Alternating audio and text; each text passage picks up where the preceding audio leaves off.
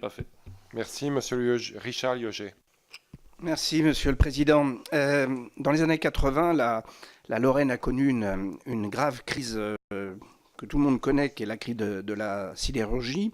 Et la réaction des pouvoirs publics a été d'investir massivement dans l'installation d'usines comme Daewoo ou d'autres qui, au bout de 10 ans, ayant pris les aides massivement, sont partis et la Lorraine s'est retrouvée dans le même état qu'auparavant.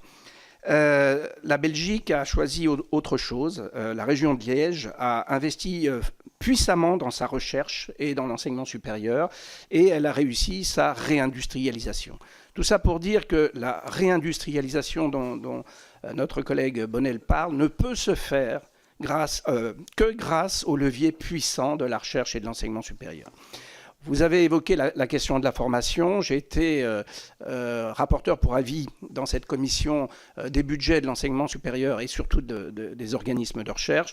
Et je voulais vous dire que, notamment la question qui a été évoquée sur la propriété intellectuelle, sur les territoires et les écosystèmes, connaissent des outils qui sont les SAT, les IRT, sur lesquels je n'envisage pas qu'on ne puisse pas s'appuyer puissamment pour réindustrialiser. C'est la seule.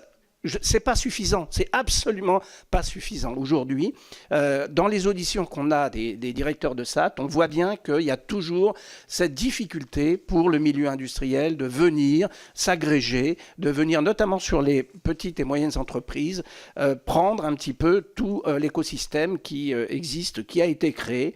Et notamment, et tu as parlé tout à l'heure de la propriété intellectuelle, c'est évidemment dans ces SAT, dans ces écosystèmes qui existent déjà. Donc j'aimerais que effectivement cela figure fortement dans ton rapport in fine. Et je profite de ça pour dire que non seulement il y a ces SAT et ces IRT, il y a aussi le CEA-Tech par exemple, mais aussi en même temps, on voit une sous-utilisation des bourses CIFRE.